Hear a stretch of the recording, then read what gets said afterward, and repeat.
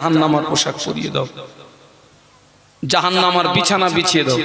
আর কবরের সঙ্গে জাহান্নামার একটা রাস্তা। আল্লাহ নবী মদিনার মসজিদে নববী শরীফে বসে আছেন। ফেরেশতা জিবরাইল আমিন আলাইহিস সালাম আল্লাহ নবীকে যে সালাম দিলেন, আসসালামু আলাইকা ইয়া রাসূলুল্লাহ হাবিবাল্লাহ।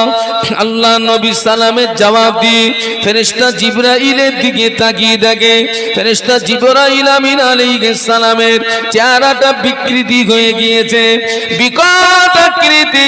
ফেরেশতা জিবরাইল আমিন আলাইহিস সালাম তর করে কাঁপে, চোখ দিয়ে টপ টপ করে পানির তুষা গড়িয়ে যায়।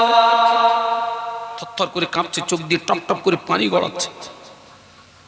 আল্লাহ নবী বলবেন, ইয়া আখি জিবরাইল, ও ভাই জিবরাইল আসসালাম, তুমি তো প্রতিদিন আমার কাছে আল্লাহর পক্ষ থেকে সুখবর নিয়ে আসো। তোমার কত নূরানি চেহারা দেখি, হাসিন চেহারা দেখি, খুবসুরত চেহারা দেখি। আজকে তোমার চেহারার পরিবর্তন ঘটার কারণ কি? কাঁদছো কেন? কি হয়েছে তোমার? আল্লাহর ফেরেশতা জিবরাইল আমিন বলবেন, ইয়া রাসূলুল্লাহ হাবিবাল্লাহ, আমি জিবরাইল এই মুহূর্তে আল্লাহ পাকের কঠিন জাহান্নাম থেকে ঘুরে আসলাম। ইয়া রাসূলুল্লাহ, ইয়া হাবিবাল্লাহ, আমি জিবরাইল এই মুহূর্তে আল্লাহ পাকের কঠিন জাহান্নাম থেকে ঘুরে আসলাম। আল্লাহর জাহান্নাম এত শক্ত জায়গা, আল্লাহর জাহান্নাম এত কঠিন জায়গা।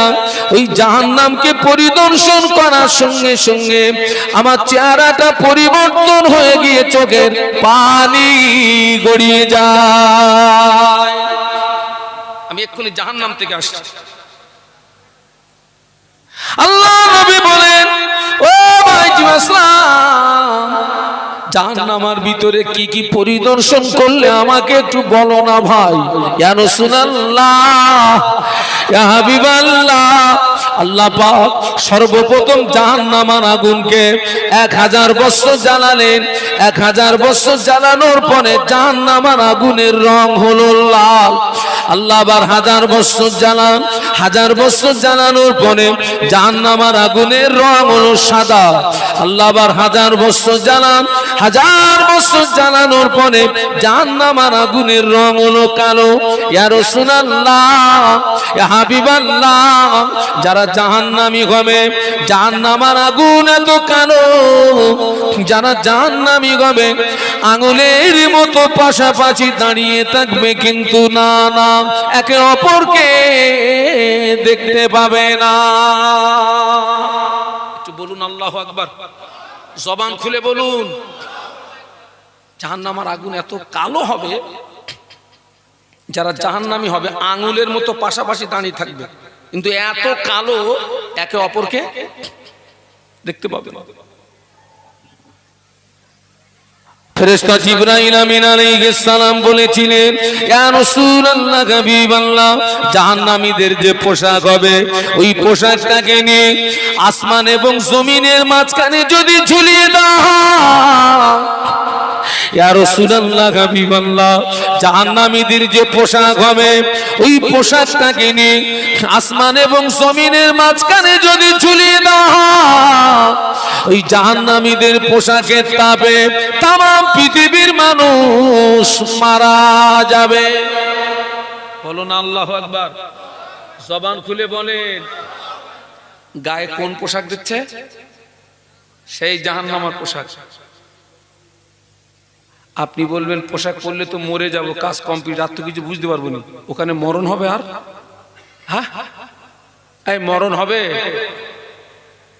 কি হবে? শুধু আযাব হবে।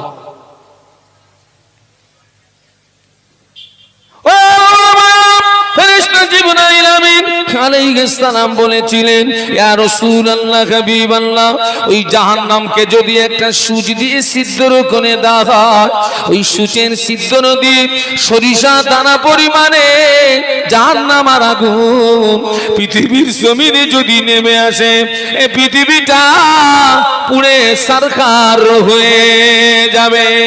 ইয়া রাসূলুল্লাহ, জাহান্নামীদের গায়ের চামড়াগুলো 42 হাত পুরু হবে। কত হাত? একটু জোরে বলা যাবে না? এই চামড়া এত পুরু হবে কেন? ও মুরব্বীরা, এই জাহান্নামীদের গায়ের চামড়া এত পুরু হবে কেন? কে বলতে পারেন?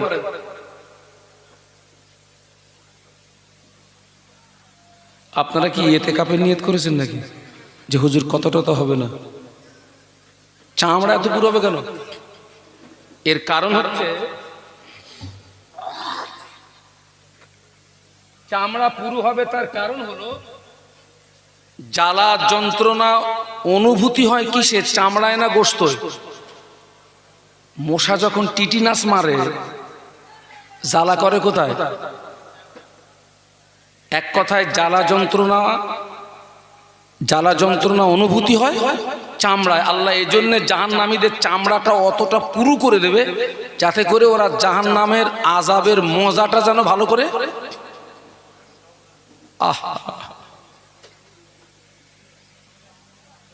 আল্লাহু আকবার।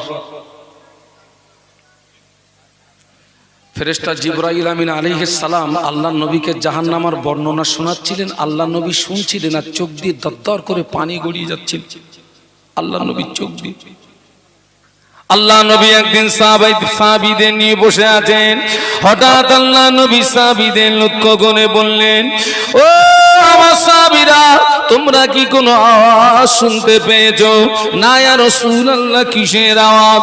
আল্লাহ নবী বললেন, ও আমার সাহাবীরা, আল্লাহ পাক জাহান্নামের উপর থেকে একটা পাথর ফেলে দিয়েছেন। ওই পাথরটা এই মুহূর্তে জাহান্নামের নিচে গিয়ে পৌঁছানো। আমি রাসূলুল্লাহ ওই পাথরের আওয়াজ শুনতে পেয়েছি।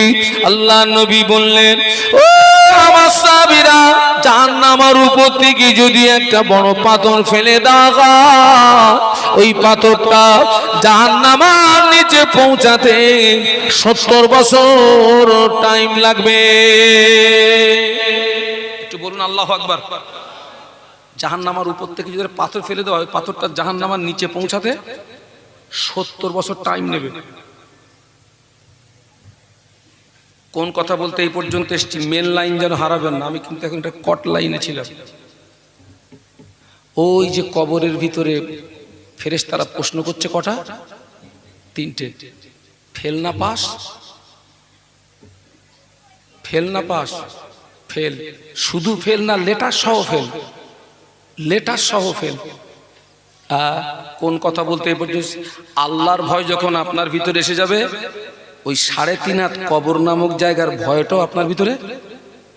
ওই রানী মাছি যেখানে যায় দলবল, আল্লাহর ভয় যখন আসবে, টোটাল ভয়গুলো আপনার ভিতরে জমা হয়ে যাবে। কিন্তু যারা ইমানদার হবে, আল্লাহওয়ালা হবে, জাকিরিন হবে, আর ওদের লাশ তখন কবরে রাখা হবে, ফেরেশতারা জিজ্ঞাসা করবে, মার রব্বুকা? হাসি মুখে খুশি মুখে উত্তর দেবে, রব্বি আল্লাহ। সুবহানাল্লাহ বলবেন না?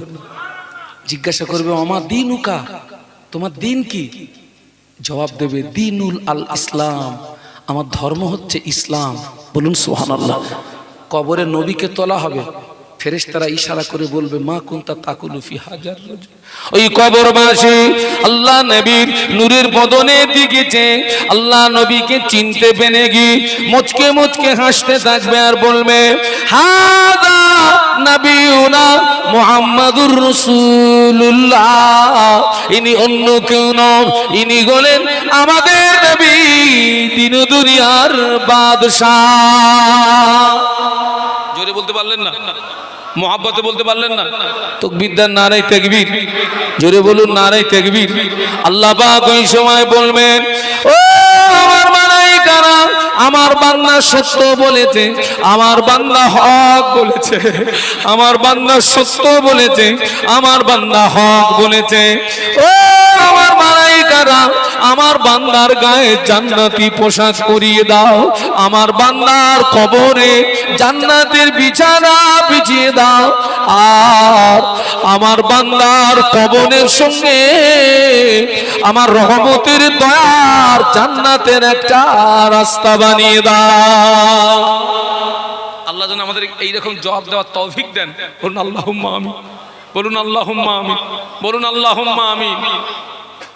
তবে শুধু আল্লাহুম্মা আমিন বললে হবে না, বলো এর পক্ষে কি করতে হবে? তাও জানেন কি জায়গায় এসে মরেছি। এর পক্ষে কি করতে হবে?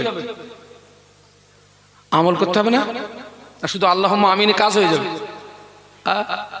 গ্রামে পীর সাহেব এসছে, পীর সাহেব, হ্যাঁ ও মুরব্বীরা সাক্ষী দেবেন, আগে গ্রামে পীর সাহেব আসলে মানুষের ভিড় হতো না? হতো না? হতো না?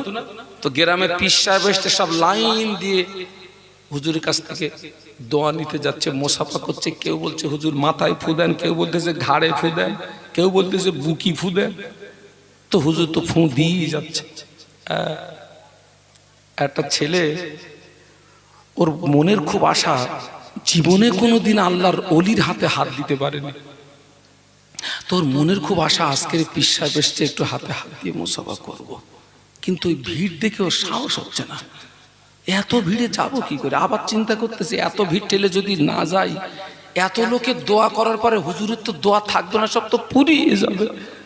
এত লোকের দোয়া করে দোয়া তো থাকবে। ও মোটামুটি এটাই সিদ্ধান্ত করে নিয়েছে, দোয়া থাকা যাক, এ ভিড়ে আমি শেষে যাব, কপালে যা আছে তাই হবে। সবার শেষে গিয়ে সালাম কালাম করে হাতে মোসাফা করে পীর সাহেবের হাত ছাড়তেছে না। তো বলতেছে খোকা হাত ছাড়। তো বলতেছে হুজুর দোয়া করেন। আর দোয়া করবো তো হাত ছেড়ে দে না, হুজুর দোয়া করেন। তো পীর সাহেব খুব রেগে গিয়ে বলতেছে এই কি দোয়া নিবি বল। তো বলতেছে হুজুর দোয়া করেন যেন আমার একটা ছেলে হয়। কি হয়? ছেলে। তো পীর সাহেব বলেছে যাও বাবা, আল্লাহ তোমাকে একটা নেক আওলাদ দেবে। ও দোয়া নিয়ে বাড়ি চলে গেছে। এক বছর পরে সেই গ্রামের সেই পীর সাহেব আবার এসছে। এ তো গত বছরে গিয়েছিল সবার শেষে, আর এবারে গিয়েছে সবার আগে। গিয়ে সালাম কালাম করে হাতে হাতে মোসাফা করে বলতেছে হুজুর চিনতে পেরেছেন? তো হুজুর কত লোকে চিনে রাখবে? আমি এখানে ওয়াজ করছি, আপনারা আমাকে সবাই চিনবেন, কিন্তু আমি আপনাদের সবাইকে কে বাবা তুমি? বলছে হুজুর মনে পড়ে না সেই গত বছর টানাটানি? তার মানে তো হুজুরের মনে পড়ে গেছে। হ্যাঁ বাবা। তো বলছে যে হুজুর কি দোয়া করলেন, ছেলে হলো না। পীর সাহেবের মনে পড়তেছে আল্লাহ আমি জীবনে যার যা দোয়া করেছি দোয়া তো কারোর মিস হয়নি, এর কপালে ঝাঁটা লাগলে কেন? তো পীর সাহেব খানিকক্ষণ মাথা নিচু করে বলতেছে সত্যি কথা বল, বিয়ে করেছিস? বলছে হুজুর বেয়াদবি ক্ষমা করবেন, ওইটা করতে পারিনি। ওরে শয়তান, হ্যাঁ ও পীরির দোয়া নিয়ে বিয়ে না করে বসে রয়েছে ওর বাচ্চা। শুধু আল্লাহুম্মা আমিনে কাজ হবে না, এর পক্ষে কি করতে হবে? আল্লাহ আমাদের আমল করার তৌফিক দিন। বলুন আল্লাহুম্মা, বলুন আল্লাহুম্মা। ও আমার মালায়েকা, আমার বান্দা সত্য বলেছে, আমার বান্দা হক বলেছে, আমার বান্দার গায়েতে জান্নাতি পোশাক পরিয়ে দাও, আমার বান্দার কবরে জান্নাতি বিছানা বিছিয়ে দাও, আর আমার বান্দার কবরের সঙ্গে আমার রহমতের দয়া জান্নাতের একটা রাস্তা বানিয়ে দাও। শুধু তাই নয়, আল্লাহ বলবে ফেরেশতারা আমার বান্দাকে ঘুমাতে বলো। কি করতে বলো? ফেরেশতারা জিজ্ঞাসা করবে কতদিন? আল্লাহ বলবেন ইলা ইয়াউমিল কিয়ামা, কিয়ামত পর্যন্ত আমার বান্দাকে কবরে ঘুমাতে বলো। কেননা আমার এই বান্দা আমাকে রাজি করতে গিয়ে সারা রাত ঘুমায় না। আমার বান্দা তাহাজ্জুদের নামাজে রাত পার করে দিয়েছে, কোরআন তেলাওয়াতে রাত পার করে দিয়েছে, জিকির আজকারে রাত পার করে দিয়েছে, তাসবিহ তেলাওয়াতে রাত পার করে দিয়েছে, আমাকে ডাকতে ডাকতে রাত পার করে দিয়েছে। আল্লাহ আল্লাহ আল্লাহ আল্লাহ আল্লাহ আল্লাহ আল্লাহ, আমাকে ডাকতে ডাকতে রাত পার করে দিয়েছে। আমার বান্দার ঘুম ভয় না, আমার বান্দাকে কবরের ভিতরে কিয়ামত পর্যন্ত ঘুমাতে বলো। একটু সুবহানাল্লাহ বলবেন না? মহব্বতে বলতে পারলেন না? আল্লাহ পাকের কাছে দোয়া চাইবেন, আল্লাহ আমাকে এক ঘুমে কিয়ামত করে দেবেন। কি দোয়া চাইবেন? আল্লাহ আমাকে বলুন বলুন, এক ঘুমে কিয়ামত করে দেবেন আল্লাহ। আগে যারা কবরে গিয়েছে ওদের কিন্তু মার খেতে খেতে কিয়ামত হবে, এই মনে আছে তো? আর শেষে যারা কবরে গিয়েছেন এক ঘুমে কিয়ামত হয়ে যাবে। বাবা আমার সারা রাত ঘুম হয় না, আমি এখান থেকে বাড়ি যাব তো খুব বেশি আমার বাড়ি যেতে 12:30 একটা বাজবে। আমি যতক্ষণ পর্যন্ত ফজরের নামাজ না পড়ব ওই সারা রাত এপিট ওপিট ঘুম আসবে না। এখন আমি ফজরের নামাজ পড়ে শুয়ে পড়েছি, 1 ঘন্টা পরে যদি কেউ আমাকে ডাকে আমার কষ্ট হবে না? হবে না? এই কি আমাকে ডাকলো, কে আমাকে আরামের ঘুমটা ভাঙালো? এরা কিয়ামত পর্যন্ত ঘুমিয়ে থাকবে। যেদিন কিয়ামত শুরু হবে সমস্ত কবরবাসী কবর থেকে ময়দানে মাহশার আল্লাহ পাকের দরবারে হাজির হবে। এই কবরবাসীরা ঘুম থেকে উঠেই বলবে, ইয়া ওয়াইলানা মাম বাসানা মিম মারকাদিনা, হায় আফসোস কি আমাদেরকে আরামের ঘুম থেকে জাগালো, আমরা তো একটু আগেই ঘুমালাম, কে আমাদেরকে জাগালো? আওয়াজ আসবে, হাদা মা ওয়াদার রহমান সাদাকাল মুরসালুন। আল্লাহ পাক যে ওয়াদা করেছিলেন, নবীরা যে সত্য কথা বলেছিলেন, সেই কিয়ামত আজকের অনুষ্ঠিত হচ্ছে। একটু জোরে বলুন। এক ঘুমে কি হয়ে যাবে? কিয়ামত হয়ে যাবে। বাবা আল্লাহর ভয়টা যখন আসবে ওই কবরের ভয়টাও আপনার ভিতরে। কবর থেকে উঠতে হচ্ছে কোথায়? হাসরের ময়দান। হাসরের ময়দানটা ভয়ের আছে না নেই? কে ভয়ের নেই? কিয়ামতের ময়দানে আমাদের মাথার উপরে যে সূর্য, এই সূর্যের 12টি মুখ হবে, আরো 11টা বেশি হবে। সূর্যের তাপে জমিনটা পুড়ে লাল তামা হয়ে যাবে। তামাম হাসরবাসীর মাথার গিনু টকবক টকবক টকবক টকবক টকবক করে ফুটতে থাকবে। কারো নাক দিয়ে, কারো কান দিয়ে, কারো চোখ দিয়ে মাথা ঘিনুগুলো বজবজ বজবজ বজবজ করে বেরোতে থাকবে। হাসরবাসীদের গায়ের ঘামে কারো টাকনু পর্যন্ত ডুবে যাবে, কারো হাঁটু পর্যন্ত ডুবে যাবে, কারো মাজা পর্যন্ত ডুবে যাবে। কেউ বা ঘামের দরিয়ায় পড়ে ওরে সাঁতার দিতে থাকবে। একটু বলুন আল্লাহু আকবার। ঘামের দরিয়ায় পড়ে হাবুডুবু কাবু। কিন্তু বিচার শুরু হবে না। কি শুরু হবে না? বুখারী শরীফ লম্বা হাদিস, বিচার শুরু হবে না। জমিনটা পুড়ে লাল তামা হয়ে যাবে। হাসরবাসীরা কিয়ামতের ময়দানে হাসরবাসীদের জিভটা বেরিয়ে নাভি স্থল পর্যন্ত চলে আসবে। হাসরবাসীদের জিভটা বেরিয়ে নাভি স্থল পর্যন্ত চলে আসবে। তামাম হাসর জুড়ে একটি আওয়াজ শুনতে পাওয়া যাবে, পানি পানি পানি পানি পানি পানি পানি পানি। বলুন আল্লাহু আকবার। জবান খুলে বলতে পারলে না? তামাম হাসর জুড়ে একটি আওয়াজ, পানি পানি পানি পানি। সেদিন কোনো পানি থাকবে না। আল্লাহ পাকের হাওয়াজে কাউসারের পানি ছাড়া বিভীষিকাময় অবস্থা, সব ছোটাছুটি করতে থাকবে, কিন্তু বিচার শুরু হবে না। হাসরবাসীরা বলবে, আমরা একটা কাজ করি, চলো না আমাদের আদি পিতার কাছে যাই। কে গো? কে? আদম ইসলামের কাছে যাই, ওনাকে গিয়ে বলি উনি একটু আমাদের জন্য সুপারিশ করুন, অন্তত আমাদের বিচারটা শুরু হোক। হয় জান্নাত নইলে জাহান্নাম, যে কোনো একটা জায়গা আমাদের জন্য বরাদ্দ হোক। হাসরবাসীদের মনে এরকম একটা চিন্তা আসবে, মনে হয় হাসরের ময়দানের আযাবের চেয়ে জাহান্নামার আযাবটা মনে হয় একটু হালকা, আমাদের বিচার হয়ে যায়। হাসরবাসীদের ছুটবে, আব্বাজানের কাছে যাবে, সালাম দিয়ে বলুন, আপনি আমাদের আদি পিতা, একটু সুপারিশ করুন, আমাদের বিচার শুরু হোক। আব্বাজান বলবেন, লাস্তু হুনাক, এই কাজের উপযুক্ত ব্যক্তি আমি নই, আমি নিজেই চিন্তিত, কারণ আমি আল্লাহ পাকের একটি হুকুম অমান্য করেছিলাম। যদিও আল্লাহ পাক আমাদের আব্বাজানের লাকজাসকে মাফ করে পুনরায় তাকে তার মনোনীত বান্দা হিসাবে কবুল করে নিয়েছিলেন, জোরে বলুন। কিন্তু ভয়টা থাকবে 16 আনা, ভয়টা থাকবে। আমি পারবো না বাবা, তবে তো আমি তোমাদেরকে একটা সৎ পরামর্শ দিচ্ছি, তোমরা নবী নূহের কাছে চলে যাও। নূহ নবী হচ্ছেন পৃথিবীতে সর্বপ্রথম শরিয়াতধারী নবী, ওনার জমানা থেকে শরিয়ত চালু হয়। নূহের কাছে যাও, হাসরবাসীটা ছুটবে ছুটে ছুটে হযরত নবী নূহ আলাইহিস সালামের সালাম দিয়ে, আপনি আমাদের জন্য একটু সুপারিশ করুন, আমাদের বিচার হয়ে যায়, আমরা পাচ্ছি না। নূহ নবী বলবেন, আমি এই কাজের যোগ্য ব্যক্তি নই, এবং আল্লাহ আজকের এত রাগা রেগে আছেন, ইতিপূর্বে কোনোদিন এত রাগা রাগেননি, ভবিষ্যতে কোনোদিন এত রাগা রেগে আছেন আজকের আল্লাহ। আমি পারবো না, তোমাদেরকে একটা সৎ পরামর্শ দিচ্ছি।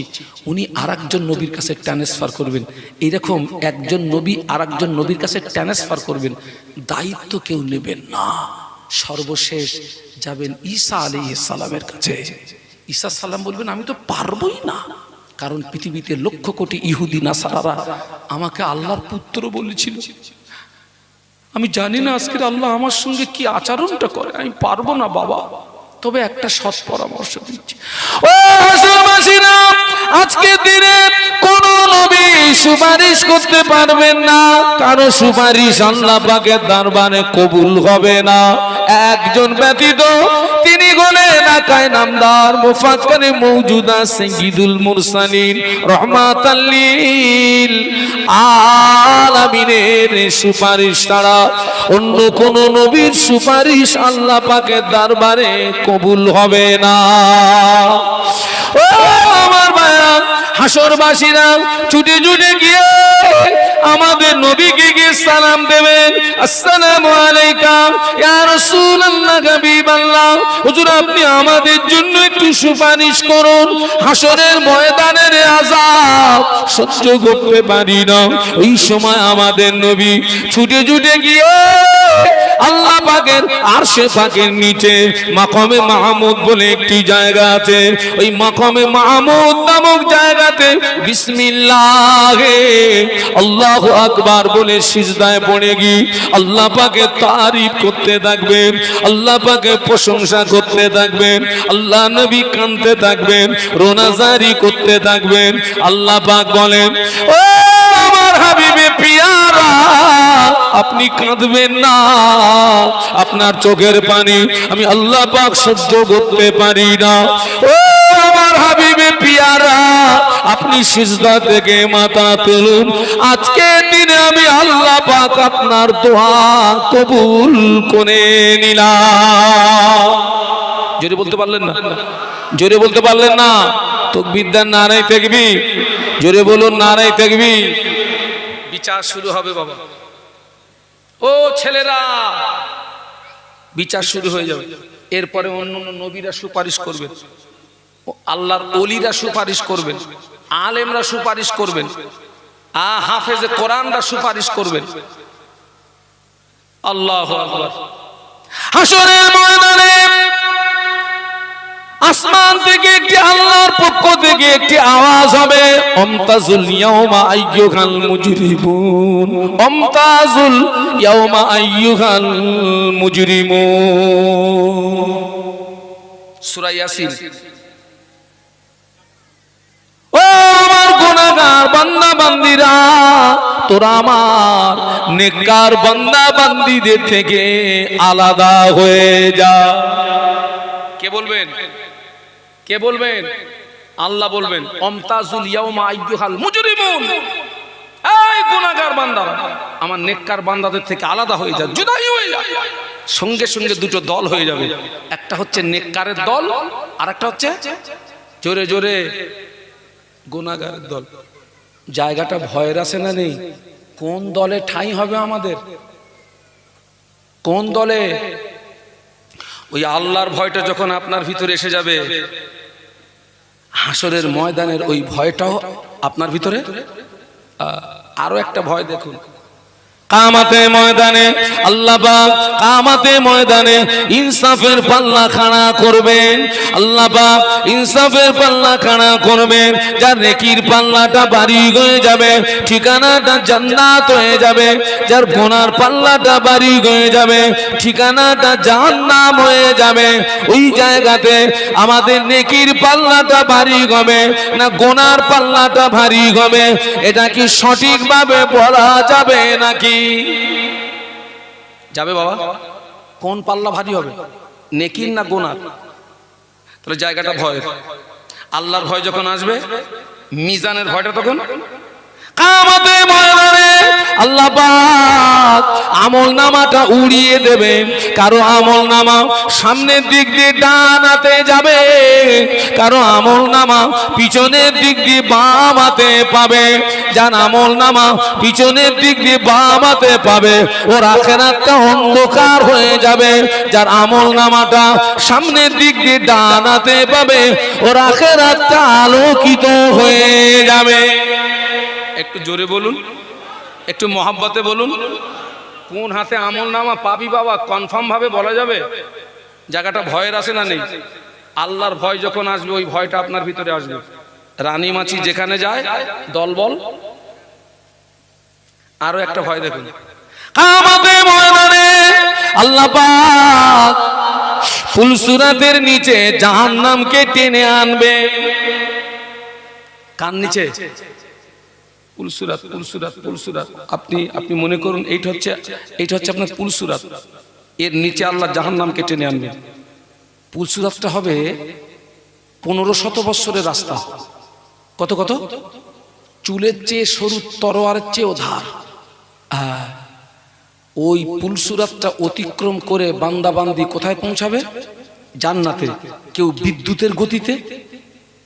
যার আমল যত বেশি হবে, যার আমল খাঁটি আমল হবে, সে তত দ্রুত পুলসুরাতটা পেরিয়ে সোজা আল্লাহ পাকের রহমতের দয়ার জান্নাতে পৌঁছে যাবে। জোরে বলুন।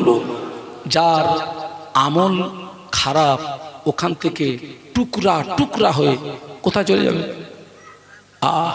জায়গাটা ভয়ের আছে না নেই?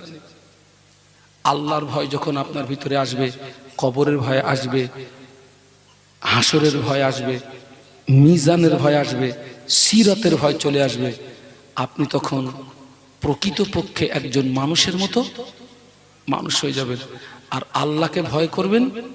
মানুষকে ভয় করে আপনার জীবনে কোনো উপকার নেই, কিন্তু আল্লাহকে ভয় করলে আল্লাহ পাক কোরআন শরীফের ভিতরে বললেন, ইন্নাল্লাযীনা ইয়াখশাউনা রাব্বাহুম বিল গায়বি লাহুম মাগফিরাতুন ওয়া আজরুন কাবীর। আল্লাহ বললেন, আমার যে সমস্ত বান্দা বান্দি আমাকে না দেখে ভয় করবে, আমি আল্লাহ পাক ওই বান্দা বান্দিদের উপরে খুশি হয়ে, ওই বান্দা বান্দিদের উপরে রাজি হয়ে আমি আল্লাহ পাক আমার ওই সমস্ত বান্দা বান্দিদের জীবনের সম গুনাহগুলোকে আমি আল্লাহ পাক মাফ করে দিই। জোরে বলতে পারলেন না? ছেলেরা মহব্বতে বলতে পারলে না? আমরা বান্দা হিসাবে আল্লাহকে যদি না দেখে ভয় করি, আল্লাহ খুশি হয়ে আমাদের জীবনে গুনাহ কি করে দেবে? মাফ করে দেবে। আমি সেই জন্য বলছি আল্লাহকে ভয় করুন, আল্লাহকে ভয় করুন। আমাদের জীবনের কোনো কাজ আল্লাহর দৃষ্টি থেকে আড়াল করতে পারবো? এই চিন্তা যখন আপনার ভিতরে আসবে যে আমার প্রত্যেকটা কাজ কে দেখছে? আল্লাহ দেখছে। আপনার কদম স্লিপ হবে, আপনার পা স্লিপ হবে, আপনার পা গাড্ডায় যাবে, আমার প্রত্যেকটা কাজ কে দেখছে? আমার রব দেখছে, আমার মালিক দেখছে, আমার স্রষ্টা দেখছে। এই ভয়টা আমাদের ভিতরে নেই, এই ভয়টা নাই। কি মেয়ে ছেলে, কি বেটা ছেলে, অধিকাংশ, সবার কথা বলবো না, অধিকাংশ বাবা দুনিয়ার খেলায় মশগুল হয়ে গেছি বাবা। কবরের কথা ভুলে গেছি, হাসরের কথা ভুলে গেছি, মিজানের সিরাতের কথা ভুলে গেছি। এ দুনিয়াটা চিরস্থায়ী না ক্ষণস্থায়ী? দুনিয়া এটা তো ক্ষণস্থায়ী বাবা। দুনিয়া এটি হচ্ছে একটা ওয়েটিং রুম। কি রুম বলেছি? Waiting room. ওই রাস্তার ধারে দেখেন না বিশ্রামাগার তৈরি করা আছে সরকারের পক্ষ থেকে, মানুষ ওখানে গিয়ে ওয়েট করে যে লাইনে যাবে, বাস আসলে, গাড়ি আসলে উঠে যায়। দুনিয়াটা ওয়েটিং রুম। মৃত্যুর ডাক আসলে আপনাকে এখান থেকে ওই গাড়িতে উঠতে হবে বাবা। আপনারা দেখেন না, আমাদের ঘরের ছোট ছোট ছেলেরা মেয়েরা দেখবেন ঘরের আনাচে কানাচে খেলাধুলা করে। দেখবেন ছোট ছোট ছেলেরা, ছোট ছোট মেয়েরা, ওদের ভিতরে কেউ আব্বা সাজে, কেউ মা সাজে, কেউ ছেলে সাজে, কেউ মেয়ে সাজে। দেখেছেন না দেখেননি? রাস্তার ধুলি বালু নিয়ে ভাত রান্না করে, গাছের লতা পাতা ছিঁড়ে সবজি বানায়। তুমুল রান্না হচ্ছে, কয়েক কোটি লোক খাবে। কেউ রাঁধতেছে, কেউ কাটতেছে, কেউ বাছতেছে, কেউ জাল দিচ্ছে। ওরা কিসের খেলায় মশগুল বলেন তো? দুনিয়ার খেলায় মশগুল। কোন খেলায় মশগুল? দুনিয়ার খেলায় মশগুল। রান্না হয়ে গেছে, কলার পাতা বিছিয়ে দিয়ে এক মুঠো করে মেরে দিয়েছে 303 চালের ভাত। কি গো, ওই রাস্তার ধুলো এক মুঠো করে মেরে দিয়েছে। সেই লতা পাতা সবজি ও প্রত্যেকের পাতে পাতে সব দিয়েছে। খেতে যাবে, ওদের মধ্যে আবার রাগারাগি হয়, আমি যাব না তুই যা। ও বলে আমি খাবো না তুই খা। এরম হয় না? হয় না? দুনিয়ার খেলায় ওই ছেলেটার আসল পিতা একবার যদি পিছন দিক দিয়ে আওয়াজ দেয়, ও বাবা আব্দুস সালাম, আয় রে বাবা, তোর নানুজির বাড়ি যাব। ওই সময় ছেলেটা সাথী সঙ্গীদের বলে, ও আমার সাথীরা, থাকলো তোদের ভাতের হাঁড়ি, চললাম আমি নানার বাড়ি। ও নানার বাড়ির কথা বললেও আর খেলবে? এই থাকলো হাঁটলো। ওই মেয়েটা না শোনা, পিছন দিক দিয়ে যদি একবার আওয়াজ দেয়, ও বেটি ফাতেমা, ও মা ফাতেমা, আয় রে মা, তো নানুজির বাড়ি যাব।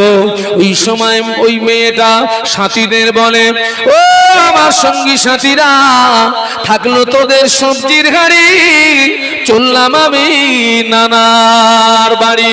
ও যুবকেরা, দুনিয়া খানায় মশগুল হয়ে গিয়েছো বাবা। যেদিন আজরাইলের ডাক আসবে, থাকলো তোদের ভাতের হাঁড়ি, চললাম আমি আসল বাড়ি। আসল বাড়ি কোনটা? কোনটা? থাকলো তোর ভাতের হাঁড়ি।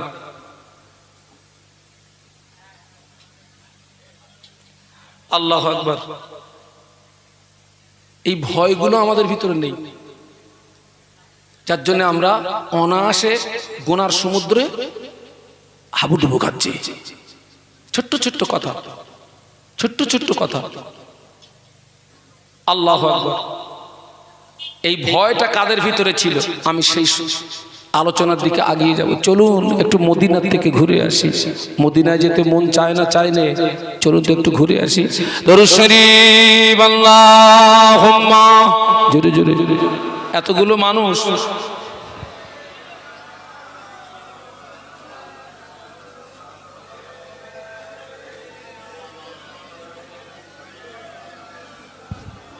আপনাদের কষ্ট হচ্ছে না তো?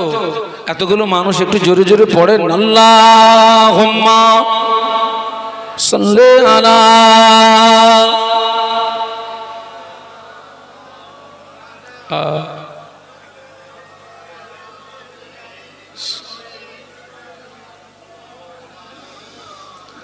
मुझे नाज है अपनी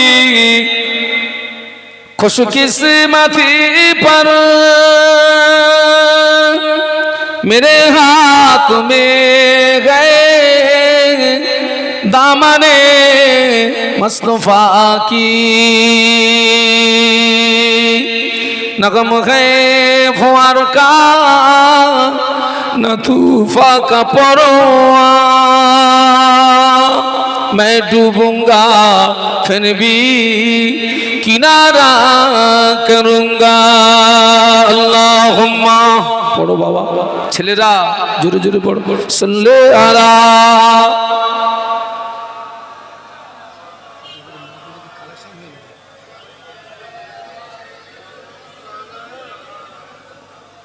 একটু কলেমার জিকির, লা ইলাহা ইল্লাল্লাহ, জবান খুলে ছেলেরা, জবান খুলে। লা ইলাহা ইল্লাল্লাহ মাশাআল্লাহ মাশাআল্লাহ। লা ইলাহা ইল্লাল্লাহ।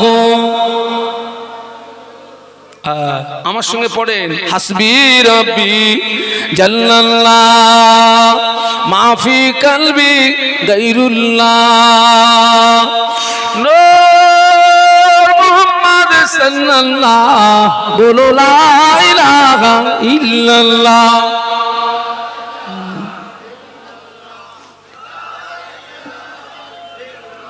মুহাম্মাদুর রাসূলুল্লাহ আল্লাহুম্মা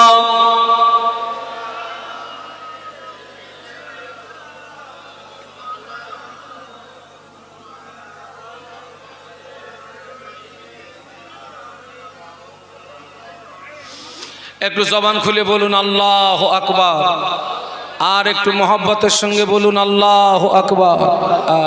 ও আমার মা, কবরে ওই কাদের ভিতরে ছিল নবী আমার দিন দুনিয়ার বাদশাহ হাবিবুল্লাহ জনাবে মুহাম্মাদুর রাসূলুল্লাহ সাল্লাল্লাহু আলাইহি ওয়াসাল্লামের সাহাবী হযরত উসমান গনি রাদিয়াল্লাহু আনহু হুজুর রাস্তা দিয়ে হেঁটে যেতেন, হুজুরের নজরে যদি কোনো কবর পড়তো উসমান গনি রাদিয়াল্লাহু আনহু কবরের দিকে চেয়ে চেয়ে দেখতেন, চোখের পানি গড়ি দাড়ি মোবারক ভিজে গিয়ে জুব্বা মোবারকটা ভিজে যেত। হুজুর কাঁদতে কাঁদতে কবরস্থানের পাশে বেহুশ হয়ে পড়ে যেতেন। স্বাভাবিক অবস্থায় ফিরে আসলে হুজুরের সঙ্গী সাথীরা জিজ্ঞাসা করতেন, ও ভাই উসমান, আল্লাহ নবী যখন আমাদের জাহান্নামের বর্ণনা শোনান, আযাবের বর্ণনা শোনান, আপনি তখন এত রোনাজারি করেন না, আপনি তখন এত কাঁদেন না, কবরের পাশে দাঁড়িয়ে এত কাঁদেন কেন? উসমান গনি রাদিয়াল্লাহু আনহু বলেছিলেন, ও নবী মাগে সাহাবীরা, ও আমার সঙ্গী সাথীরা, আমি উসমান আল্লাহ নবীর পাক জবানে শুনেছি আল্লাহ নবী বলেছেন কবর হলো আখিরাতে প্রথম ঘাঁটি। আল্লাহ নবী বলেছেন কবরে যে ব্যক্তি ধরা পড়বে হাসরে মিজানে পুলসুরাতে ধরা পড়ে যাবে, কবরে যে ব্যক্তি ছাড় পাবে হাসরে মিজানে পুলসুরাতে ছাড় পেয়ে যাবে।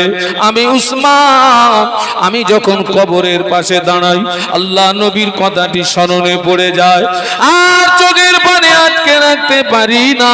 ওই সময় আমার চোখের পানি গড়িয়ে আমার দাড়ি ভিজে গিয়ে আমার জুব্বাটা ভিজে যায়। নবী সাহাবী কবর দিকে কাঁদতেছে। আর আজকের আমাদের অবস্থা দেখেন তো বাবা, ওই যে আমি বলেছি লাশ কবরে জিন্দা হওয়ার পরে ফেরেশতারা সর্বপ্রথম যে প্রশ্ন করবে তোমার রব কে, তাই না? তোমার রব কে? আজকে দেখুন তো, এই আমার দিকে তাকান, আমার দিকে তাকান, তোমার রব কে? নামাজ কার হুকুম?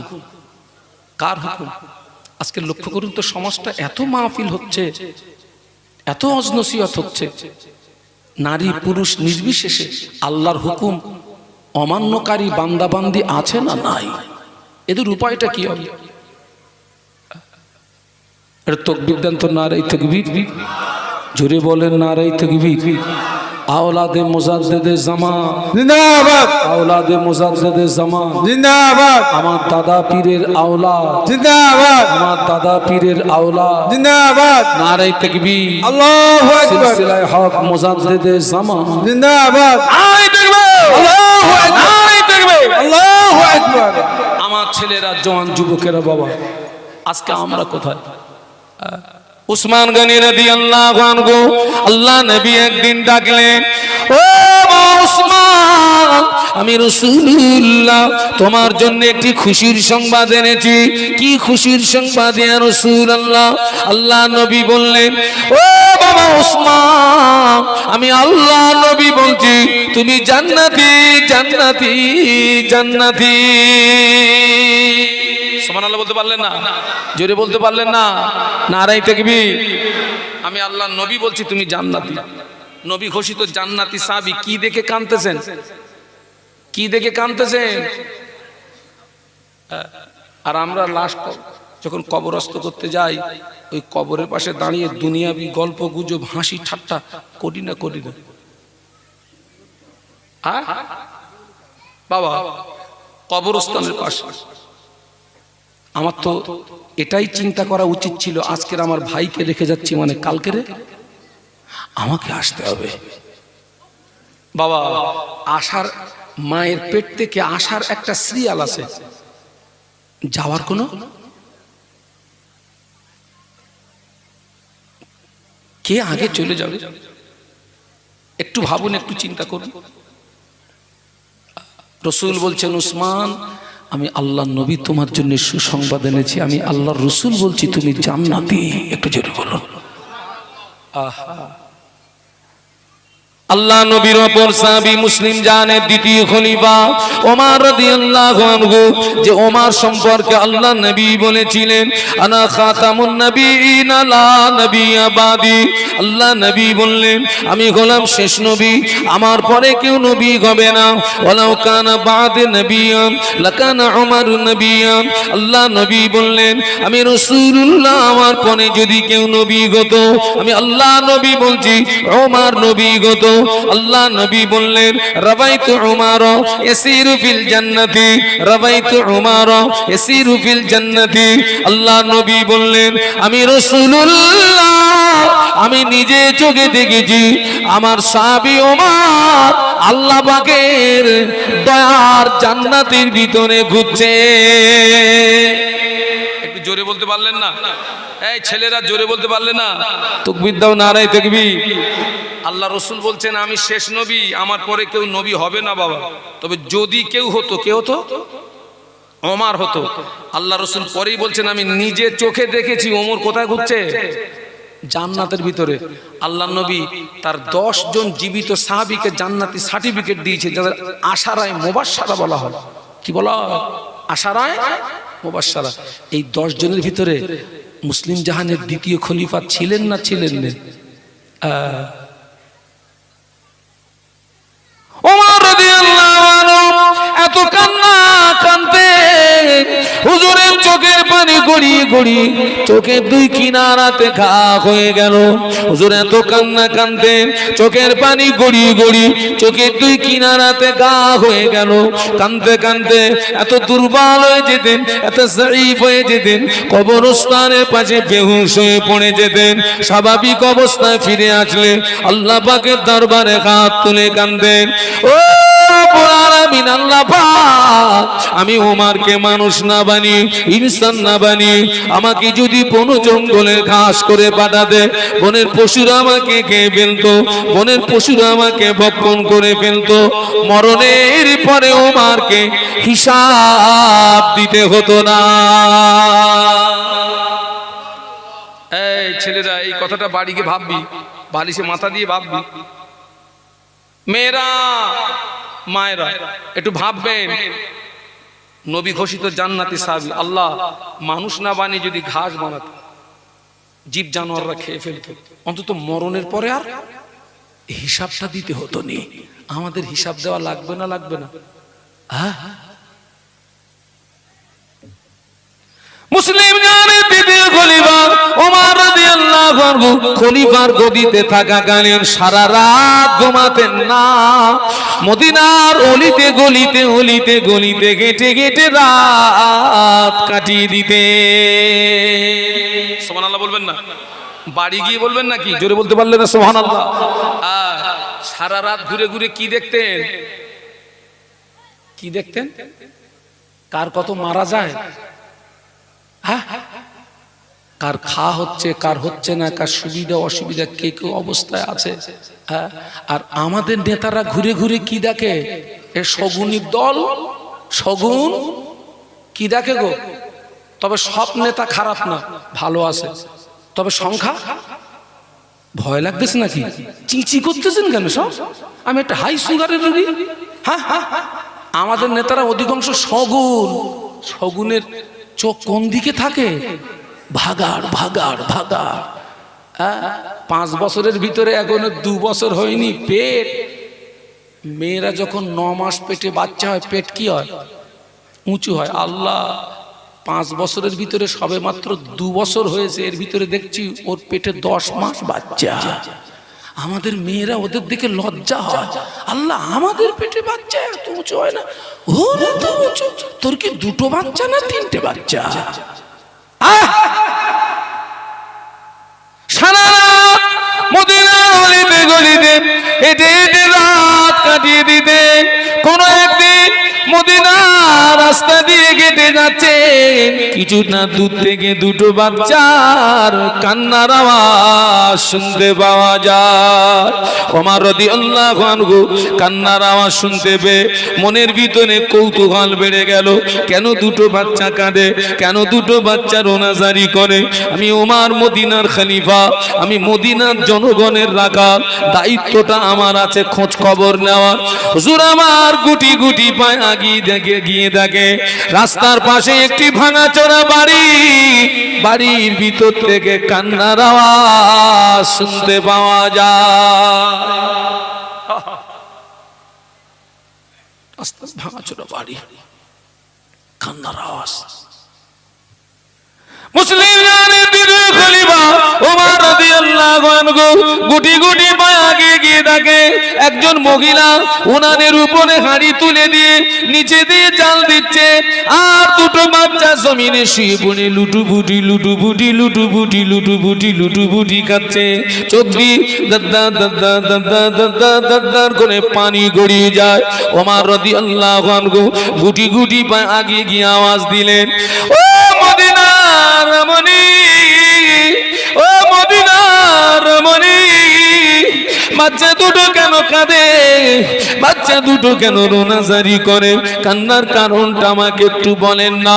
মদিনার রমণী বলেছিলেন, মদিনার রমণী বলেছিলেন, আজ কয়েকদিন অতিবাহিত হলো, আমার স্বামীর ইন্তেকাল হয়ে গিয়েছে, বাচ্চাদের বড় ভুকা পেয়েছে, বাচ্চাদের বড় ক্ষুধা পেয়েছে। আমি মা হয়ে ওদের মুখে একটু আহার তুলে দেবো এমন কিছু আমার কাছে নাই। আমি উনানে হাঁড়ি চাপি, ওই হাঁড়িতে কিছু পাথর আর পানি দিই, আমি নিচে দিয়ে জাল দিচ্ছি, পানির ফোঁটা আছে, বাচ্চাদের সান্ত্বনা দিয়ে রেখেছি। বাবা সবর করো, সবর করো, সবর করো, সবর করো, সবর করো, রান্না করছি, রান্না হয়ে গেলে খেতে দেব। আমিরুল মুমিনিন বললেন, ও মদিনার রমণী, আপনাদের এই করুণ পরিস্থিতি খবরটা কেন আমাকে দেন না? এই দৃশ্যটা যদি আমি না দেখতে পেতাম, আমি ওমর ধরা পড়ে যেতাম। হুজুর বললেন, ও মদিনার রমণী, সবর করুন, সবর করুন। হযরত ওমর রাদিয়াল্লাহু আনহু রাতারাতি রাজ দরবারে চলে গিয়ে এক বস্তাটা নিজের পিঠে করে তুলে নিয়ে রাতারাতি গরিব দুঃখীদের বাড়ি পৌঁছে দিয়েছিলেন। এক বস্তাটা গরিব দুঃখীদের বাড়ি পৌঁছে দিয়ে বলেছিলেন, ও মদিনার রমণী, বাচ্চাদের খাওয়ার ব্যবস্থা করে দেন, আটা যদি ফুরিয়ে যায় আমার রাজ দরবারে আবার সংবাদ দেবে। আমি ওমর আবার যথারীতি আটার বস্তা পিঠে করে আপনার বাড়ি পৌঁছে দিয়ে যাব। জোরে বলতে পারলেন না? জোরে বলতে পারলেন না? তাকবীর দেন, নারায়ে তাকবীর, জোরে বলুন নারায়ে তাকবীর। এই আটার বস্তা দিয়ে গেলাম, ওদের খাওয়ার ব্যবস্থা করে দেন, ফুরিয়ে গেলে আমার সংবাদ দেবেন। আমি ওমর আবার যথারীতি আটার বস্তা পিঠে করে আপনার বাড়ি পৌঁছে দিয়ে যাব। একটু জোরে বলুন। কতটা ভয়! আখিরাতের ভয়। কিসের ভয় গো? আখিরাতের ভয়। অথচ রাসূল বলেছেন, আমি নিজে চোখে দেখেছি, ওমর কোথায় ঘুরছে? জান্নাতে, জান্নাতে ঘুরছে। একটু ভাবেন, একটু চিন্তা। আমি আপনাদেরকে জ্ঞান দিতে আসিনি, এখানে অনেক মানুষ বসে আছেন, আমি আপনাদের পায়ের ধুলির সমতুল্য না। ভালোবাসেন, মহব্বত করেন। ঘনেশ্যামপুরের ছেলেরা, এরা আমাকে খুব ভালোবাসে। আমার কুতুবউদ্দিন ভাই আছে, আমাকে বড় মহব্বত করে, পেয়ার করে। এবং আজকের যে বাড়িতে বসার জায়গা দিয়েছে, ছোট্ট ছোট্ট ছেলেরা, ওরা আমার আলেমদেরকে যেভাবে ওরা তসখাতির করছে, ওদের এই মহব্বত ভালোবাসাটাকে ভোলা যায় না। কোনটা করলে হুজুররা খুশি হয়? ইস্তিনজা করতে যাচ্ছি, সেখানেও পানি নিয়ে যাচ্ছে। আমি আজকে মুগ্ধ হয়ে গেছি। এখান থেকে আমাদের কিছু নিতে হবে বাবা, এখান থেকে আমাদের কিছু নিতে হবে, নিতে হবে। আল্লাহু আকবার। ভয়টা দেখেন। ওমর রাদিয়াল্লাহু আনহু খলিফার পদে থাকাকালীন নিজের ছেলে দোষী সাব্যস্ত হলো। ছেলে যে দোষের দোষী, সেই অপরাধের শাস্তি হচ্ছে 100 চাবুক। কটা চাবুক? আপনাদের কষ্ট হচ্ছে? একটু জোরে বলেন, কটা চাবুক?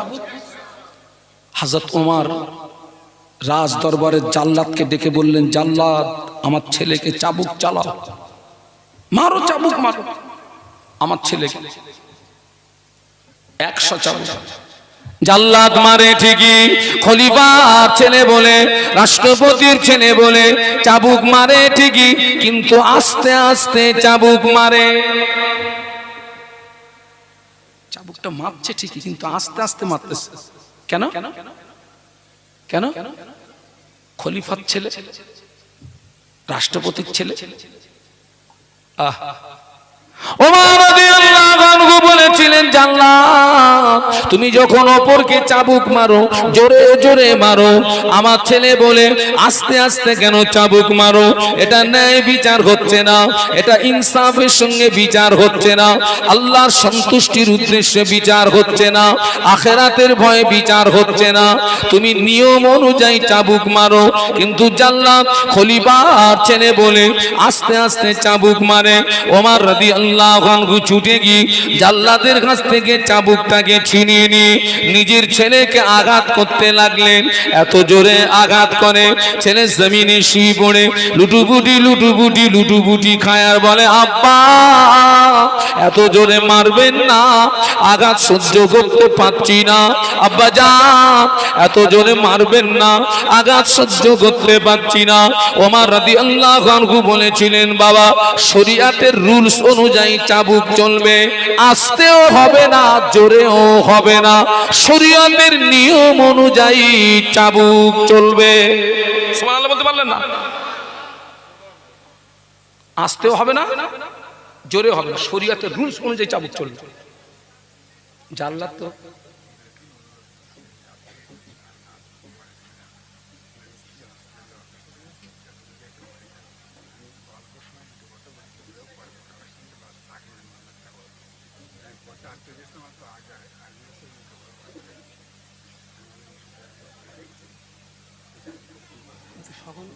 তখন কিন্তু এই পদের আমাদের হারাম থাকবে। এখন যেহেতু ওনার বাড়ি একজন অসুস্থ, সেহেতু আমি এখান থেকে কিছু বলতে পারি না, ওনাকে আমার ছেড়ে দিতে হবে। এরপরে আমি কিন্তু বেশিক্ষণ কিন্তু সময় দিতে পারবো। তখন কিন্তু এই যে একটা সাজানো পরিবেশ, এই যে আমার অধীনে এখন দুটো ধারা থাকবে না, তখন আমি আমার কিছু বলবো না, আমি রেডি, তুমি আসো। দরুদ শরীফ আল্লাহুম্মা। দেখেন, যেহেতু ওনার বাড়িতে অসুস্থ, নিয়ে আসুন, নিয়ে আসুন। দরুদ শরীফ আল্লাহুম্মা সাল্লি আলা।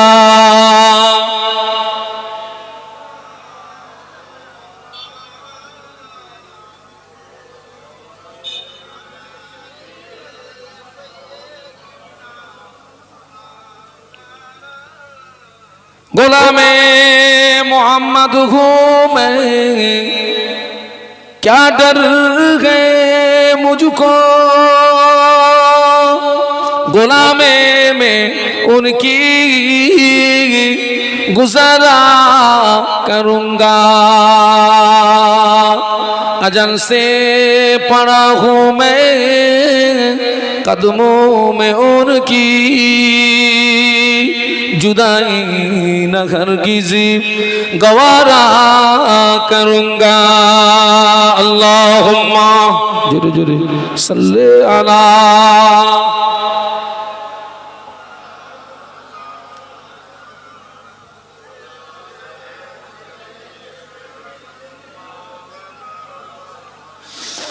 একটু কলেমার জিকির লা ইলাহা ইল্লাল্লাহ। ছেলেরা খুব মহব্বতে লা ইলাহা ইল্লাল্লাহ।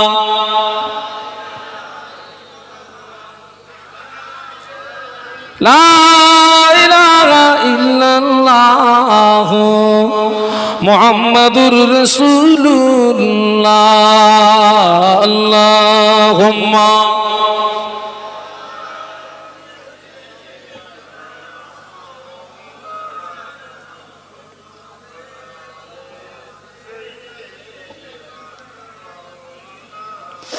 একটু জবান খুলে বলুন আল্লাহু আকবার, আর একটু মহব্বতের সঙ্গে বলুন আল্লাহু আকবার।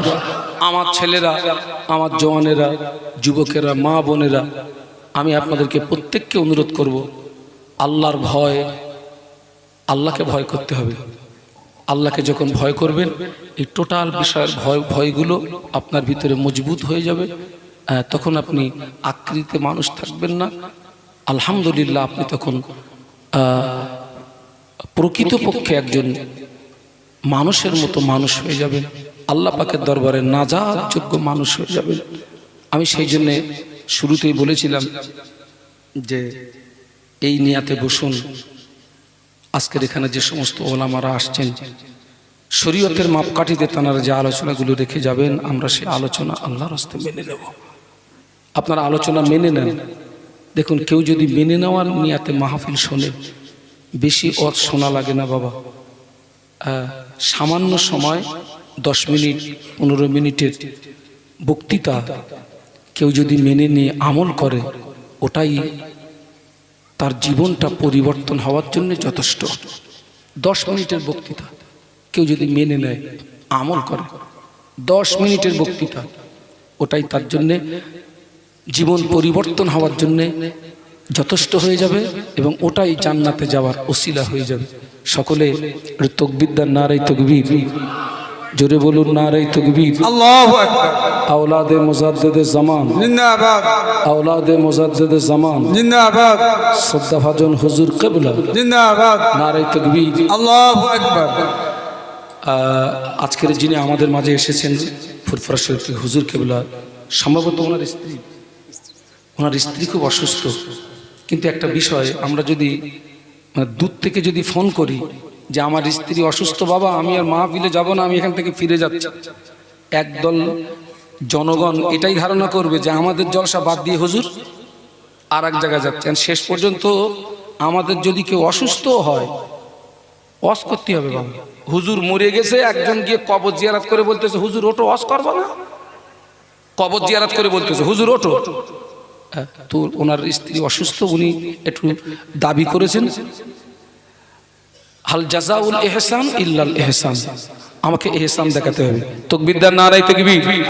এবং আমরা সকলে দোয়া করি আল্লাহ পাক যেন তার স্ত্রীকে শেফায়ে কামেলা নসিব করেন। বলুন আল্লাহুম্মা আমিন। যারা আশেপাশে আছেন সব মাহফিলে চলে আসেন। দরুদ শরীফ আল্লাহুম্মা সাল্লি আলা। যারা দূরে রাস্তাঘাটে বিক্ষিপ্তভাবে আছেন, সকলকে মজলিসে আসার জন্য আহ্বান করছি। এখন